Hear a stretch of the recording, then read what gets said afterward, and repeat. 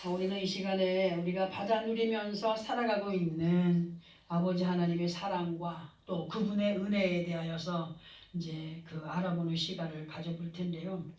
예수 그리스도 안에 있는 우리에게 성경을 통하여서 말씀해 주고 계시는 은혜라고 하는 단어를 보게 되면은 그 은혜 안에는 몇 가지 다양한 의미들로 사용이 되고 있음을 성경을 통하여서 볼 수가 있습니다. 은혜라고 하는 단어를 히브리어로 보면은 헤세드, 어떤 책 제목에도 뭐 헤세드라고 하는 제목이 있지 않습니까? 그 은혜입니다. 헤세드의 속뜻은 긍휼, 자비, 인자가 됩니다. 그리고 이러하신 아버지 하나님의 은혜를 성경에서 보면은 값없이 베풀어 주신 것으로, 그 중에서도 디도서 2장 11절부터 14절까지를 보게 되면 모든 사람에게 구원을 주시는 하나님의 은혜가 나타나 우리를 양육하시되 경건하지 않은 것과 이 세상 정욕을 다 버리고 신중함과 의로움과 경건함으로 이 세상에 살고 복스러운 소망과 우리의 크신 하나님의 구주 예수 그리스도의 영광이 나타나심을 기다리게 하셨으니, 그리고 그가 우리를 대신하여 자신을 주심은 모든 불법에서 우리를 속량하시고 우리를 깨끗하게 하신 선한 일을 열심히 하는 자기 백성에게 복 주시는 하나님이다 하는 것을 기록하고 있어요.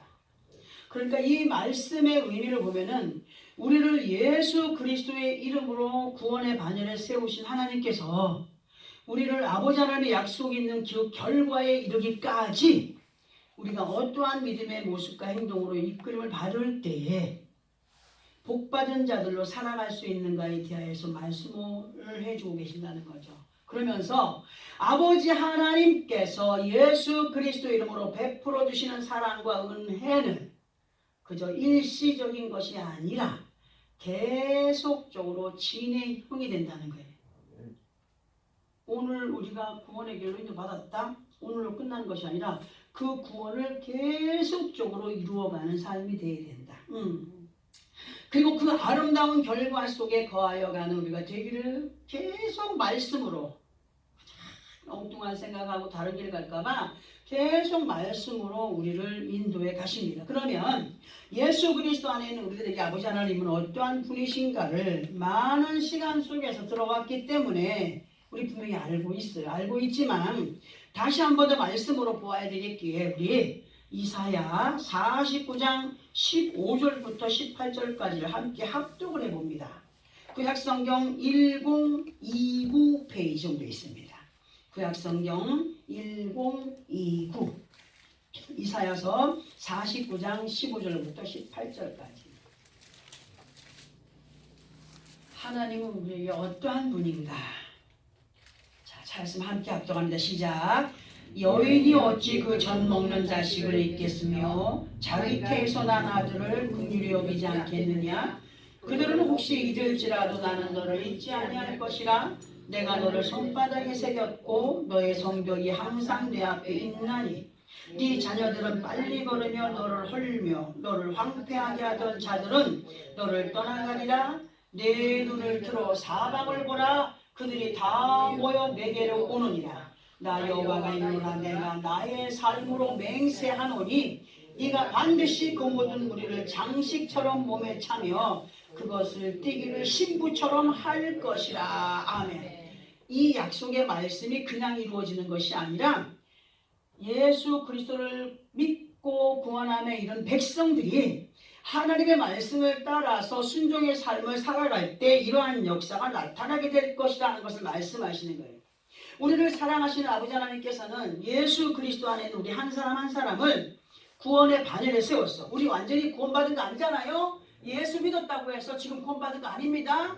구원을 이루어가는 과정 속에 있는 것입니다. 그러니까 구원의 반열을 세우시고 말씀으로 우리를 새롭게 변화시켜 가시는 분으로 시편 27편 7절을 통하여 너는 내 아들이라. 오늘 내가 너를 낳았도다. 우리 하나님께서 우리를 무엇으로 낳아가십니까? 낳으셨습니까?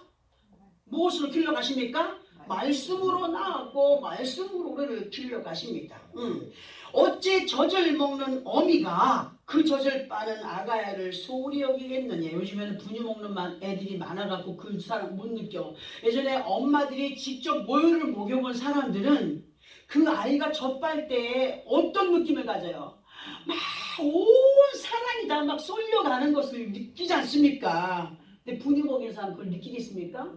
우리 하나님께서 오늘 이렇게 말씀하셔요. 어찌 젖을 먹이는 어미가, 자기의 그 젖을, 모유를 먹이는 어미가 그 젖을 빠는 아가야를 잊겠느냐, 소홀히 여기겠느냐. 혹여라도 생명의 꼴을 먹고 마시는 입장에 있는 너희가 하나님을 잊는다 할지라도 하나님은 절대로 우리를 잊을 수 없다라고 하심을 말씀해 주시는 거예요. 우리를 어디에 새겼다고요? 손바닥에 새겼어요. 손바닥에. 그만큼 세밀한 간섭 속에 우리를 두셨다는 것을 연결을 해볼 수가 있죠. 그리고 이러하신 아버지 하나님의 사랑과 은혜 안에서 믿음의 참된 발걸음, 곧 진실한 믿음으로의 시간을 인내함으로 이겨가게 되면 끝내는 너를 황폐케 하던 자들이 떠나가게 된다라고 말씀을 하십니다. 곧 세상의 온갖 것들로 방해를 하거나 유혹을 하면서 믿음을 흔들던 모든 요인들이, 그것이 사람이 되었든지 물질이 되었든지 어떤 환경이 되었든지 간에 어떻게 된다고요? 떠나가게 되고, 아멘. 그 이긴 믿음의 인내가 우리에게 상급이 되며 온전한 예수 그리스도의 신부로 단장되는 것을 말씀을 해주고 계십니다. 그리고 우리는 이러하신 약속의 말씀들을 수없이 들어왔기 때문에 분명히 알고 있습니다. 그리고 또한 이러하신 아버지 하나님의 사랑과 은혜의 역사가 아무나에게 약속으로 이루어지는 것이 아니라는 사실 또한 우리는 알고 있습니다. 무조건 예수 믿고 교회만 다닌다고 해서 그 언약을 이루시는 분이냐? 아니라는 겁니다. 하나님께서는 이사야 30장 18절의 말씀처럼 항상 우리의 믿음의 모습을 지켜보시고 기다리시는 분으로, 그 기다리시는 아버지 하나님 앞에 믿음의 모습을 보여가는 자들이 되기를 바라시면서 만나 주시기를 기다리는 아버지 하나님을 실망시켜가는 자들이 되지 않기를 우리에게 오늘도 말씀으로 부탁하시는 겁니다.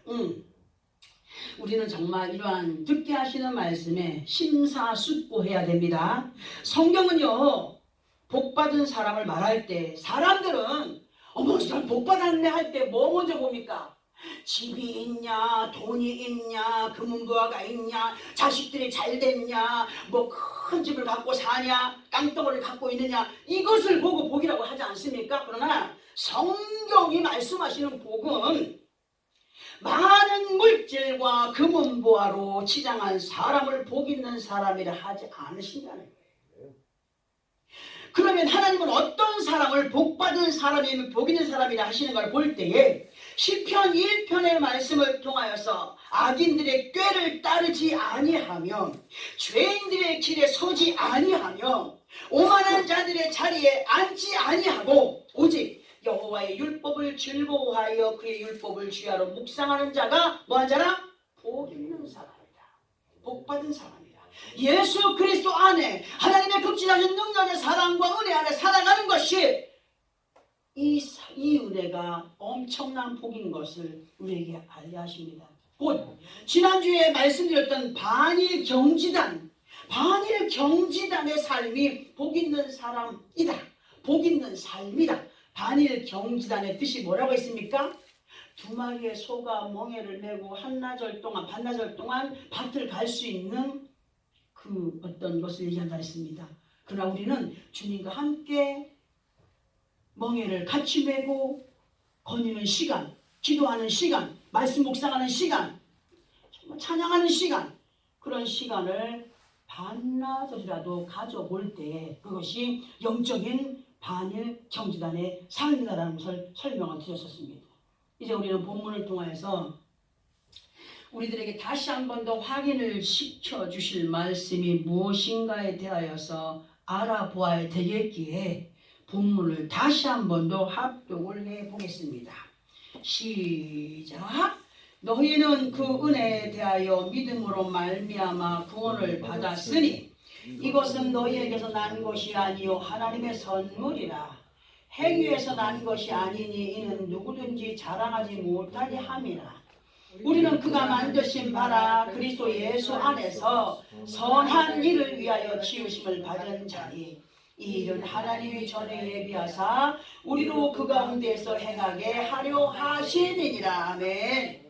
이 시간 본문을 통하여서 우리로 하여금 다시 알아듣게 하시는 말씀이 뭐냐 하면 우리 한 사람 한 사람 예수 그리스도의 이름으로 구원함을 이루어가는 하나님의 자녀들로 살아가고 있는 것이 우리가 남들보다 잘나서 똑똑해서 많이 배워서 많이 가져서 특출나서 라고 합니까? 아니라는 거예요. 우리 각자들이 죄로 인하여서 죽을 수밖에 없었던 많은 사람들 가운데에서 구원이라고 하는 아버지 하나님의 은혜 가운데 있게 된 것은 누구의 선물이라고요? 하나님의 선물로 이루어진 것이라고 하십니다. 그리고 예수의 이름으로 구원의 반열의 셈을 받고 의롭다 칭함을 받게 된 것이 우리들이 온전하게 행하였기 때문이냐? 아니라는 겁니다. 완벽하게 행하였기 때문이라 아니라는 겁니다. 하나 예를 들어본다면 예수 그리스도 안에 있는 우리의 모습을 한번 돌아보게 되면 분명히 말씀을 통하여서 범사에 감사하고 기뻐함으로 행하여 가기를 부탁을 하고 계십니다. 그러나 삶의 환경 가운데서 우리는 어떠한 모습으로 살아갑니까? 무엇인가 자신들에게 유익된 것들이 있을 때 감사합니다. 내가 이루고자 원하는 것이 이루어져서 감사합니다 합니다. 또는 그 유익된 것들이 다 자기가 노력을 했기 때문에 온 것이라는 생각들을 버리지 않습니다. 자화자찬하며 착각 속에 있을 때가 있습니다. 누가요? 내가요. 그러면 이러한 모습이 범사에 감사하고 기뻐하는 모습으로의 삶인가? 아니라는 거죠. 그러나 대부분 많은 믿음의 사람들의 모습을 보면 범사가 아니라 좋을 때만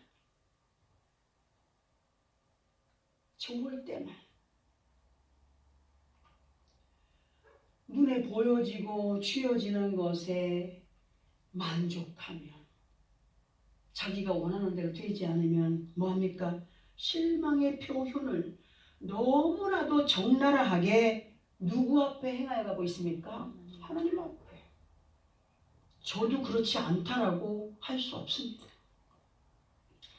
조금은 외람되게 들려지기도 하겠지만 계시록 17장 2절의 말씀을 인용해서 보게 되면 우리가 예수를 믿기 전에는 거짓된 땅의 임금들과 더불어 음행하며 그 거짓된 것에 취하여서 살아가던 인생들이었고 이제 예수 그리스도 이름으로 구원의 반열의 셈을 받고 살아가는 인생들이 되었으나 그럼에도 여전히 옛 구습에 익숙한 행위의 모습들로 살아갈 때가 너무 많다는 겁니다. 그러나 그 모든 것을 하나님이 물었다고요? 묻지도 않고 따지지도 않으셨어요. 하나님께서 우리를 구원의 반열에 세우신 것은 그리고 온전한 구원의 자리에까지 이르게 하기 원하여서 말씀으로 인도해 가시는 것은 만세전에 예고되고 계획되어졌던 하나님의 뜻을 이루시기 위함입니다. 그 아버지 하나님의 사랑과 은혜를 범사에 감사하며 살아가는 우리가 되어야 됩니다. 사도행전 13장 48절의 말씀을 보면은 이방인들이 듣고 기뻐하여 하나님의 말씀을 찬송하며 영생을 주시기로 작정된 자는 다 믿더라 하신 말씀. 그러나 외람되게도 예수 안에 있다가 중도 하차해서 다른 길 선택한 사람이 있습니까? 없습니까? 하나님의 작정 가운데 있던 사람이에요? 없는 사람이에요.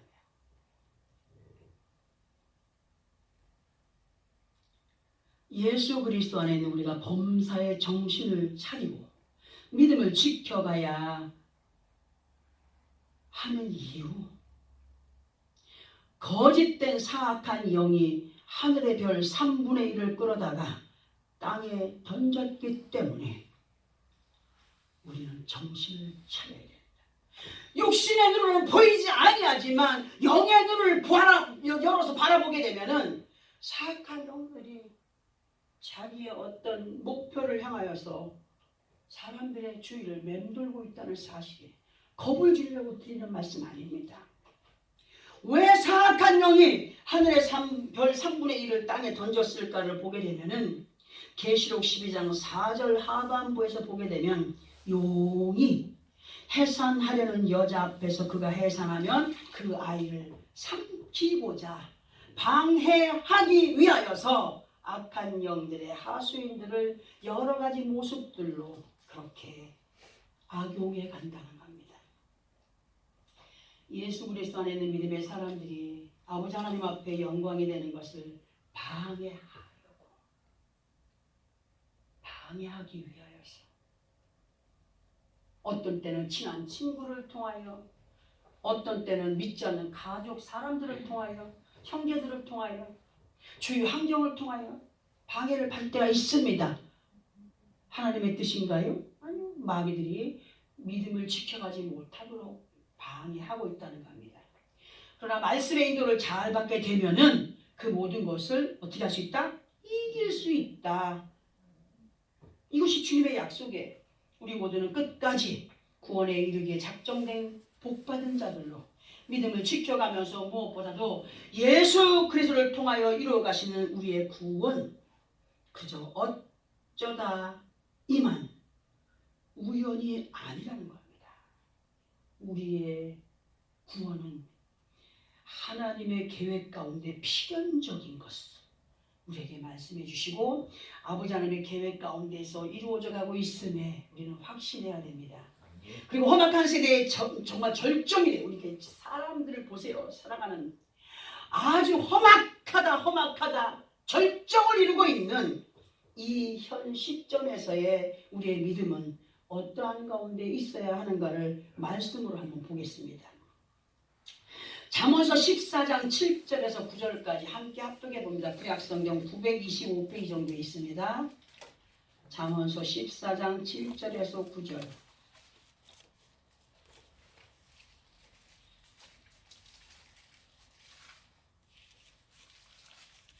구약성경 925페이지 정도 있습니다. 찾았으면 함께 합독합니다. 시작! 너는 미련한 자의 앞을 떠나라. 그 입술에 지식이 있음을 보지 못함이니라. 슬기로운 자의 지혜는 자기의 길을 아는 것이라도 미련한 자의 어리석음은 속이는 것이니라. 미련한 자는 죄를 심상히 여겨도 정직한 자 중에는 은혜가 있느니라. 이 말씀에서의 미련한 자는 누구를 얘기하느냐?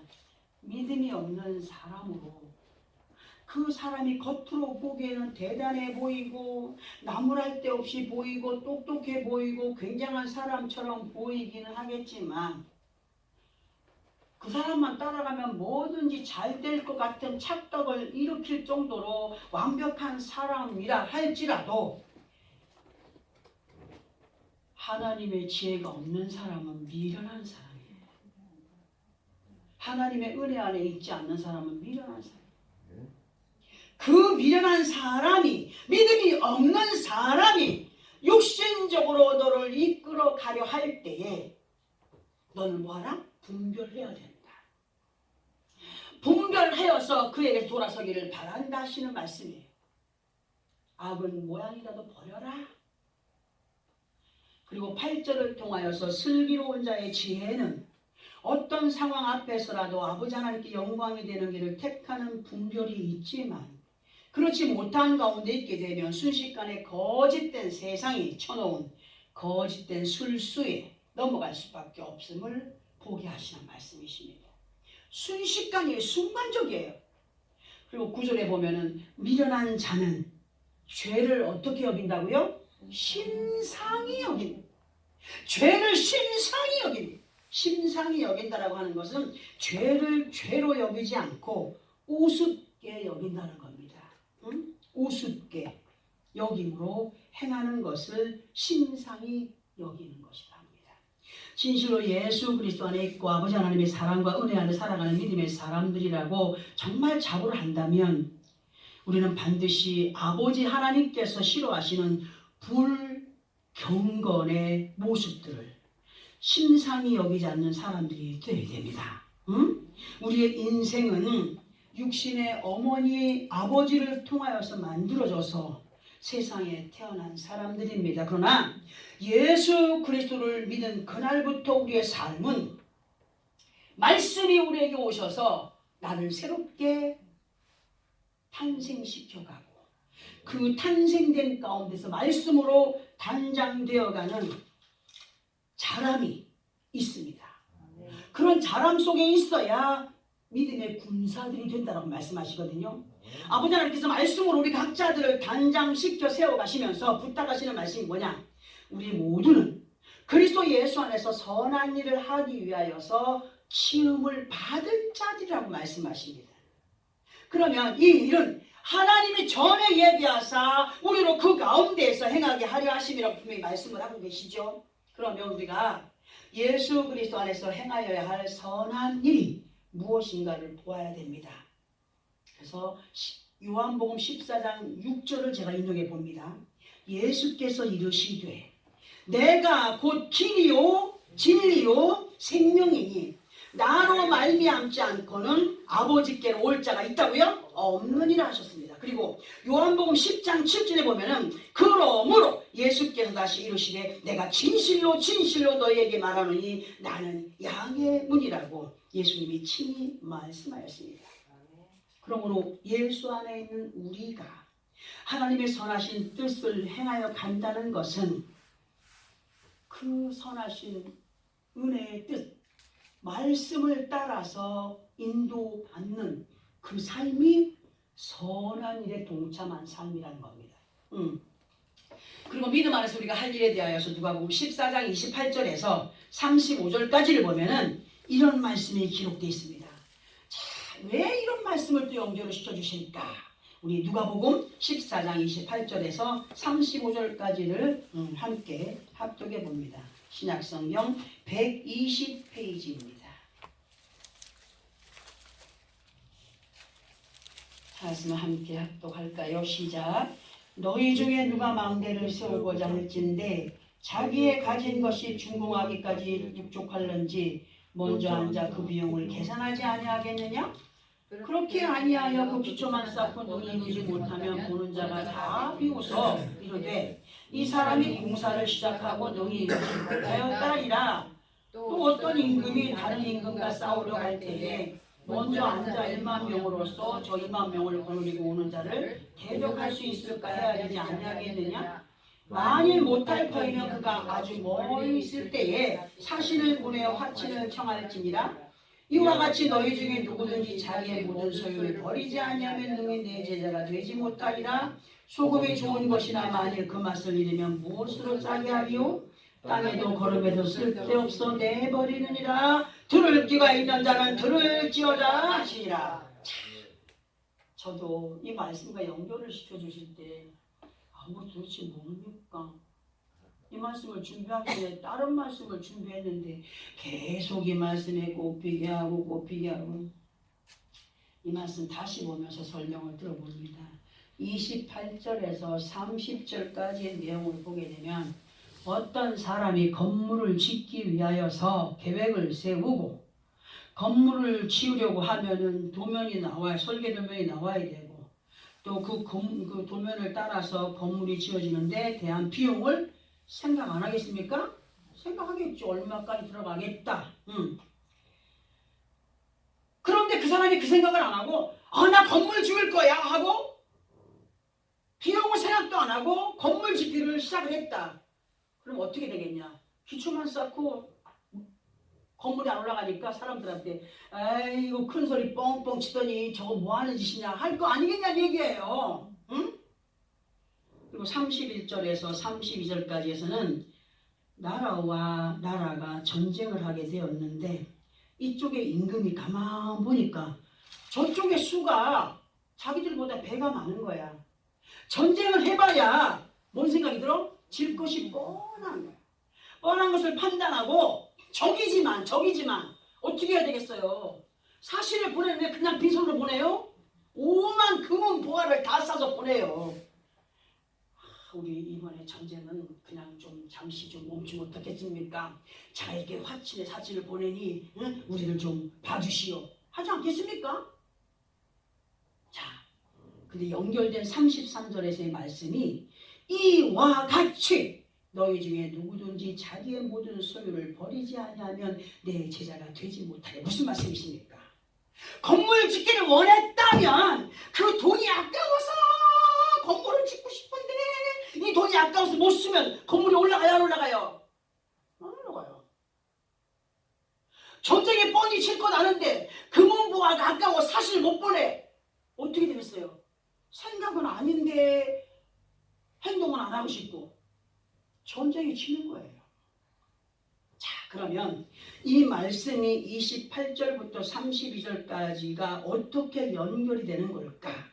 누구든지 자기의 모든 소유를 버리지 않으면 내 제가 되지 못하리라. 육신의 건물을 완성시켜 가기까지 있는 것 없는 것 다 끌어모아서 행하여야 되고 적과의 대치 속에서도 질 것 같은 나가봐요. 사람이 온 것 같아요. 전쟁 앞에서는 적이라 할지라도 아까워하지 않고 화친을 위하여서 많은 것을 보내지 않겠느냐. 그런데 너희는 믿음이라고 하는 주제 앞에 어떠한 마음가짐을 갖고 있느냐. 이 물음인 거예요. 이 물음. 응? 예수 안에 살면서 자기를 비우지 아니하고 하나님의 것만 무조건 받아 누리기를 원하는 욕심 있는 사람들이 되지 않기를 바란다는 겁니다. 내 마음을 그만큼 비워라. 십자가를 쳐라. 나를 십자가를 쳐 복종시키고 주의 말씀에 순종하는 삶을 살아라. 네가 나를 이길 수 있느냐? 화친하자. 무엇으로? 내가 중목에 화친하는 거예요. 엎드려 기도하는 게 화친하는 거예요. 의지하는 것이 화친하는 거예요. 누구와? 하나님과.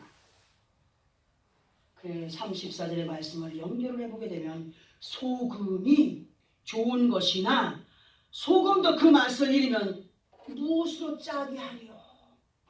그러니까 아무리 좋은 것도 좋아하는 사람에게는 좋지만 좋게 여기지 않는 사람에게는 그다지 반갑지 않은 것이 되는 거예요. 이 말씀도 믿고 순종하여서 이루어가는 사람한테는 이 말씀들이 축복의 말씀들이 좋아요 안 좋아요? 행하지 않은 사람들은 아무리 들어도 이게 안 이루어지니까 재미있어요 없어요? 성경에서의 소금은 레위기 2장 13절에서 하나님의 언약이라고 했습니다. 하나님의 언약. 곧 하나님의 말씀의 법이 소금인 것을 말씀하십니다. 그런데 누가복음 14장 34절에서 소금이 맛을 잃으면 무엇으로 짜게 하리요? 예를 들어서 요리를 할 때에도 필수적인 짠맛이 투입되지 않으면 그 요리를 어떤 기술자가 어떤 요리사가 잘 만들었다 할지라도 음식이 맛이 있어요 없어요? 없어요. 제대로 된 맛이 날 수가 없어요. 또 소금의 짠맛을 투입했다 할지라도 너무 많이 넣거나 또는 부족하게 들어가거나 할 때에도 음식에 문제가 분명히 생깁니다. 마찬가지로 예수의 이름으로 구원함을 이루어가는 우리에게 있어서 하나님의 말씀이신 언약은 우리 자신들이 나타내 보여갈 행실이에요. 행실. 응? 믿음의 간이 말씀으로 잘 배어진 사람이 되어야 된다는 겁니다. 응? 예를 들어 또 하나 예를 들어 보자면 어떤 사람이 예수를 믿기는 하나 항상 보면 자기 주장이 너무도 강해. 말씀의 간이 잘 밴 거예요? 잘 안 뱄어. 많은 믿음의 사람들이 하나님의 언약이신 말씀의 법을 생명의 양식으로 대하고 있음에도 불구하고 그 말씀하시는 바 그 중요성을 알지 못해. 그리고 그 말씀하시는 바 그 귀한 능력의 생명의 말씀을 한 귀로 듣고 한 귀로 흘려버리고 무시하는 것은 아버지 하나님의 언약에 대한 소금의 중요성을 모르는 사람들이다. 그래서 35절에 맛을 잃어버린 소금은 땅에도 거름에도 쓸데없어 내버린다고 했습니다. 그리고 연결된 말씀이 뭐냐? 들을 귀가 있는 자는 들을지어다. 들을 귀가. 실제로도 소금의 맛을 내지 못하면 땅에도 거름에도 쓸 수가 없어서 뭐가 돼요? 그냥 버려버려요. 길바닥에 그냥 버려버려요. 하나님의 말씀이신 언약, 그 언약을 귀하게 여기지 못하는 사람들에게는 쓰레기와 같다는 거예요. 이 귀한 능력의 말씀이. 보잘것없이 여긴다는 거예요. 믿지 못하는 사람들에게, 순종하지 못하는 사람에게 역사가 나타난다고요? 그 약속은 이루어지지 않는다는 겁니다. 우리가 예수 그리스도 안에서 분명히 알아야 되는 것이 뭐냐 하면 하나님을 믿는 자들에게 약속을 지켜가시는 분이심을 우리는 분명히 알고 있습니다. 그 약속을 받아 누리기를 원하느냐? 그럼 그 약속을 이루어갈 믿음의 행위를 행하라. 이게 결론이에요. 어떤 사람들을 보면 예수 그리스도를 믿은 시간, 그 연륜을 자랑하는 가운데 어설프게 절여진 배추. 아이고 어머니 배추가 살아서 밭으로 생겼습니다. 하는 말 들어봤죠, 그죠? 아이고 며느라 니 김치한다고 소금 들어가 놨는데 이 배추가 펄펄 살아갖고 밭으로 가게 생겼다. 이 말 들어봤죠? 왜요? 소금이 안 절구졌어. 제대로 간이 배게 하려면 그 배추에 맞게 소금에 간을 해야 돼. 마찬가지 우리에게도 여전히 자신들의 주장에 펄펄 살아있는 사람들이 있어요. 간이 안 뱄어요. 우리는 오직 날 구원하신 예수의 이름으로 아버지 하나님의 사랑과 은혜에 감사하며 선물로 허락하신 구원의 생명을 위하여서 예수 믿고 구원받은 것이 세상 천지의 어떤 것보다도 가장 귀한 복이다. 응? 예수의 이름으로 아버지 하나님 앞에 확신한 믿음의 사람들이 되어야 됩니다. 만일 경지단하자. 하루에 반나절만이라도 나와 같이 하는 시간을 좀 가져보자. 응? 그러기 위해서는 우리 한 사람 한 사람이 말씀에 언약이 되는 수금에 알맞게 절여든 사람들이 되어야 됩니다. 곧 그 말씀에 대한 확신을 갖고 순종함으로 행하여 가는 사람들이 되어야 된다는 겁니다. 그리하여서 본문 마지막에서 말씀하시는 선한 일을 위하여 지음을 받은 것에 대한 책임을 완수해 가야 됩니다. 우리는 책임을 가진 자들입니다. 하나님께서 우리에게 원하시는 선한 일은 두말할 것도 없이 하나님의 선하신 뜻입니다. 그리고 그 뜻은 언약입니다. 그리고 하나님의 선하신 뜻은 우리 모두가 하나도 나고리지 않고 온전한 구원의 자리에까지 이르는 것이 하나님의 선하신 뜻입니다. 그리고 그 아름다운 결과의 자리에 이르기까지 우리에게 이러한 삶의 현장을 이루어 가기를 부탁을 하시는데요. 야, 이 결론의 말씀이 어디와 연결될까요? 우리 창세기 1장 28절로 함께 가봅니다. 창세기 1장 28절.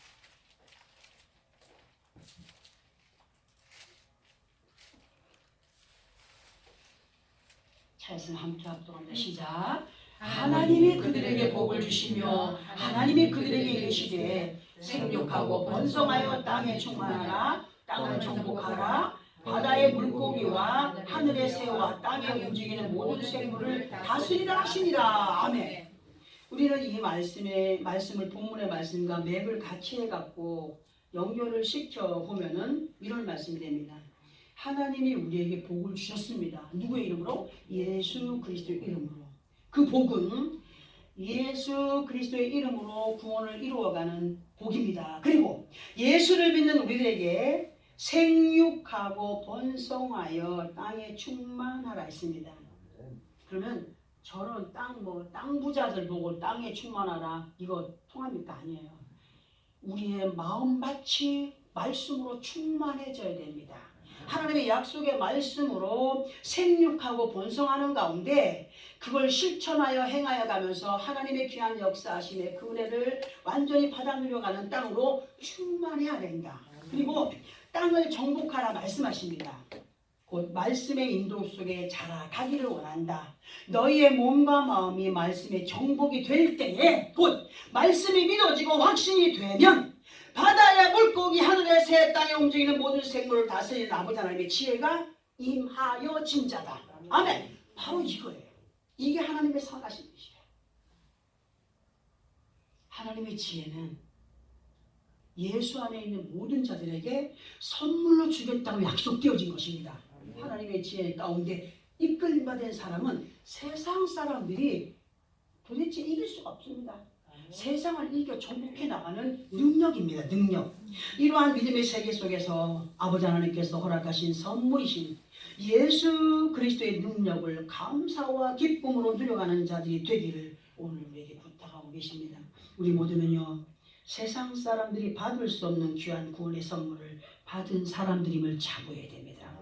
예수 믿는 거 부끄러워하면 안 됩니다. 예수 믿는 거 창피하면 안 됩니다.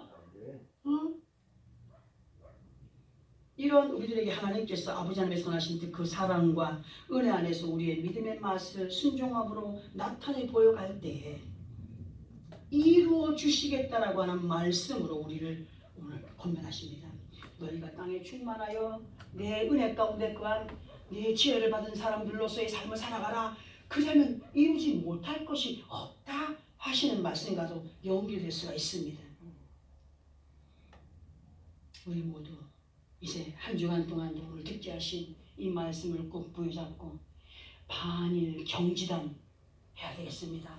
주님과 함께 반나절이라도 참 감사합니다. 기뻐합니다. 은혜 속에 살게 하심을 참으로 무엇으로 갚아갈 수 있을까요?